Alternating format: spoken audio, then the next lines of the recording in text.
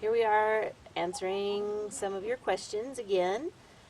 It's evening here, and I'm sitting in front of my chicken tractor, and I have Reb with me. Come here, Reb, just in case people can't see you. 'Cause, he gets to finally go to his new home tomorrow, and he's so sweet. Okay, let's talk a little bit. You had questions about Dally and Elsa and how Elsa's doing. I think she's healing up okay. I've got kind of a question on, she's kind of developing a knot on one side of her, so I kind of got a question about that. But have they worked out their pecking order? No. I've basically been interfering and keeping them apart, or at least supervised, because having to get your dog sewed up is expensive. So I'm hoping that she can get healed up, and then they can have another fight, I guess, and rip it back open or something. I don't know, but I haven't let them settle it totally, just because it's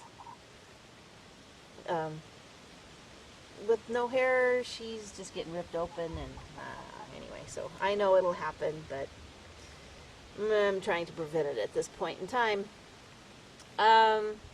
So yeah, and I do kind of agree with you when you say, yeah, go Dally, because, you know, it's time, but she's been picked on her entire life. Her mom's been very strict, so yeah, part of me's going, yeah, go, but it's kind of costing me some money here. I wish they just figure it out peacefully. Another question was, how are the twins doing? And the twins are doing great and wonderful. They're not quite crawling, but they can scoot anywhere they want to go. So, but they're starting to kind of pull themselves up and scoot along the furniture and all that kind of stuff. And why don't I post pictures of them? It's because their parents would prefer that I don't, so I don't. So it's as simple as that. So maybe someday, but for right now, still no pictures of the babies. Let's see, what else was there? Oh, I know somebody had a question about the wildfire, and if that was the biggest we'd ever had, or whatever. Well, kind of yes and no with that question.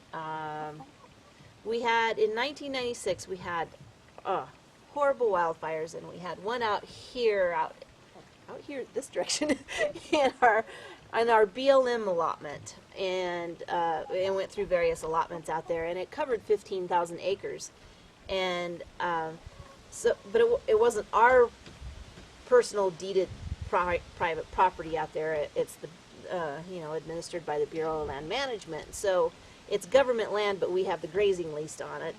But it affected us just in that we had to go to a different pasture, a different allotment from the BLM, and that kind of stuff, and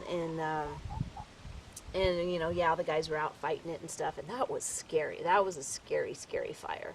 The wind would just take it and turn it, and it actually blew up and came clear up behind the ridge at my other house, and that night I had a friend come get my kids and take them to her house in town, because we thought the next day it was probably going to take the place, and we had volunteers, firefighters around our haystacks, and so it was just up on the ridge above our house, and it actually came down Willow Creek to, I'd say, maybe with a little over a quarter of a mile from my house, and I had sprinklers going on my house and on my yard and everything, and that was the biggest one we've had around here.